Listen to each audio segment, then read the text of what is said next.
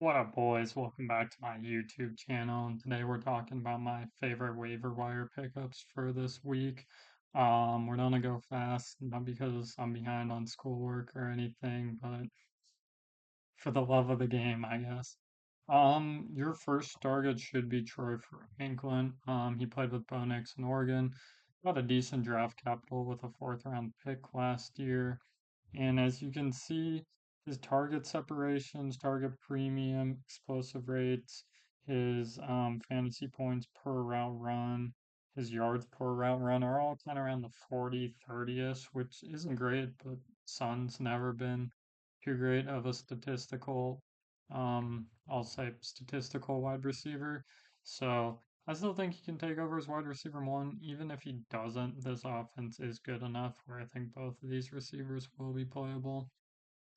So, I mean, he's clear and away the most valuable pick, in my opinion. And then our next pick, we got Tootin, the Jacksonville running back. Now, as you can see, insane physicals with best 40-yard dash out of the running backs for his year, and ranked 82nd in bench press. So he's got insane physicals. Really hasn't done too. He got 10 touches last week without Tank, which shows a decent signing.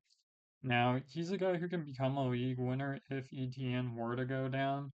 But he also has a small chance, unlike other handcuff running backs, to just leapfrog him outright without the injury and become the starter.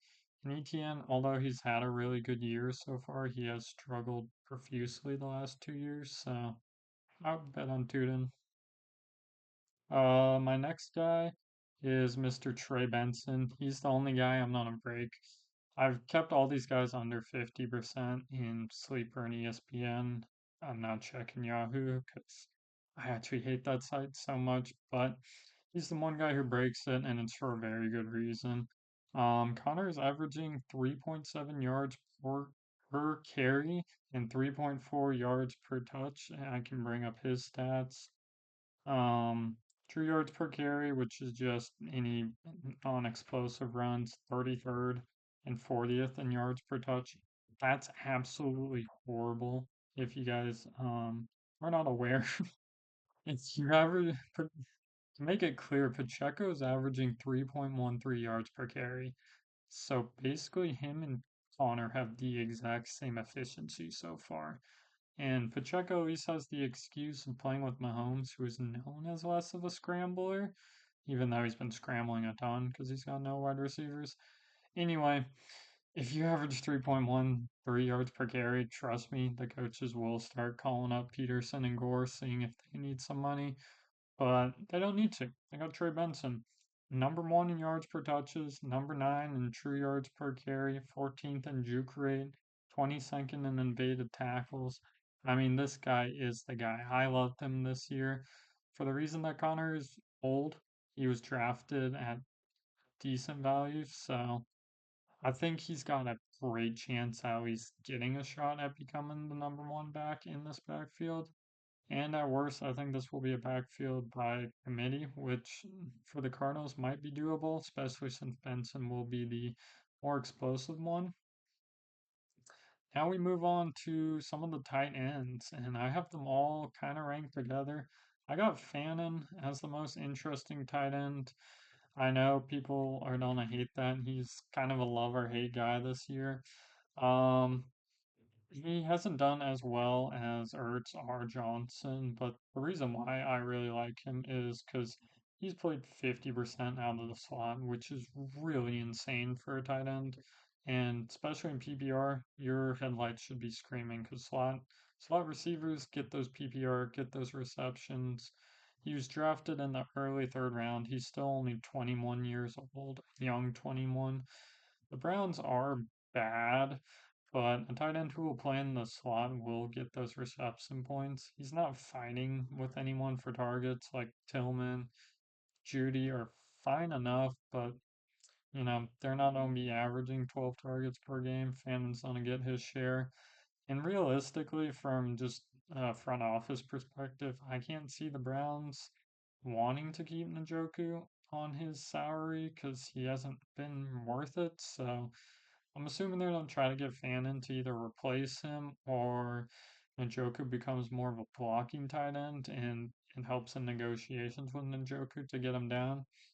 The next guy is Zach Ertz. Honestly, I don't have to bring up any stats. He's at the 50% line, but I wasn't gonna put him in. But he's actually available in like probably my most competitive league, which is disgusting. But Commanders, good offense. He finished as the tight end 7 last year in PPR points. He seems to still have it. Constantly gets touchdowns on a good team. Honest, if you need just a solid tight end to replace like Hawkinson or another dud that didn't work, Zach Ertz is your guy. And Jawan Johnson is not my least favorite tight end because there's actually one more.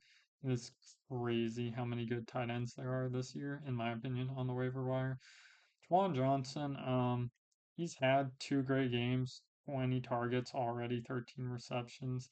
Only reason I think he's my third favorite is because he's an undrafted guy. He really has not done anything. As you can see, like none of these ranks per games are even remotely startable. I guess maybe 2 years in really deep leagues, but I don't think it's sustainable. Saints are kind of in the same boat as the Browns offensively, not really good. So you're looking at the targets, and Olave's been out targeting him. Kamara will get his, but after that, I think it will be open for Jawan. But I do expect him to go down, and I think someone like Fannin has more of an upside. Zach Ertz has a way better average, in my opinion. While Jawan just lacks in that, but he's obviously still a really good fit. I would much rather have him than Hawkinson, Mark Andrews. Just drop Mark Andrews and those guys. Um, my next guy, Rashard White. This is just a small one. Whoever the bell cow is kind of funny. Seems to like struggle efficiency wise in the offense. He got 10 carries last day, goddamn, and 2 receptions. This might turn into close to a 50-50 split. He's kind of he's in the same boat as Tutin, where he's a premium handcuff where not only if Bucky goes down, he should become a workhorse, and he's at least proven that he can handle the workhorse load and get you some good points. But he could also be usable in deeper formats or during like bye weeks. I think he could also be a good like trade bait if you want like a good game script, especially against the Jets. This week he gets a touchdown, he'll get probably 12 carries. Could be great trade bait to get someone like actually more interesting, but still a decent pickup. My final tight end who I liked originally, and the more good tight ends I saw, the more I just kind of went down on this guy. I don't know if anyone's going to get deep enough where you got to pick up Sanders, but he's kind of interesting to me. Young guy, 22. He really struggled his rookie year. If I pull it up, 337th. There's only 32 like starting tight ends, so he wasn't even the worst starting tight end was better than him. But he's got a ton of physical tools. He's a young guy, and when I see a lot of physical tools and very drafted high, makes me think that it's not the best fundamental guy. So I'm crediting that to his lackluster rookie campaign. But the offense should be passing a lot. Um, they are. God, I'm so good at finding this off camera, but no, terrible. They're 13th, so closer to the average in team pass plays per game. But I mean, team's not good. They'll throw a lot. You gotta see how Bryce looks. Um, and the other tight end is Tommy Tremble, and Sanders got 56 out of the 85 snaps this week. So I think he's basically gonna walk into the tight end one role, and after that, we'll see what he can do. And then for my final guy, if you need a quarterback, this actually should be your a priority in a super flex or normal. But Daniel Jones, I don't want to take a shot on him, if I had to take a shot on like what he will do rest of the season, I think he is gonna get worse. I think this is kind of like the Saints from last year, but I think he'll still be a good quarterback just because the Colts have a better scheme, better running back, better O line. Wide receiver group's kind of the same, but a more diverse wide receiver group, I'll say, than Danny got. And actually, Danny didn't even get to play with 1 week, so never mind. Wide receiver group is better. So I think he can still, he'll probably close at like an average QB ranking in terms of actual like skill, 16th or 17th. But then he also has the rushing upside that I think will help keep him fantasy relevant. Maybe like a Bo Nix, a little lower than Bo Nix and Baker Mayfield, but probably at that level. So if you need a quarterback, I would pick him up. Hopefully, you know if you need a quarterback or not. So if you need him, should be your first priority. If you really don't need a quarterback, you can throw. If your bench really sucks, go get him. Trade bait is always good. But yeah, anyway, see you guys in like 4 hours when I record the next one. And if you have any questions, feel free to drop the comments as always. See you, boys.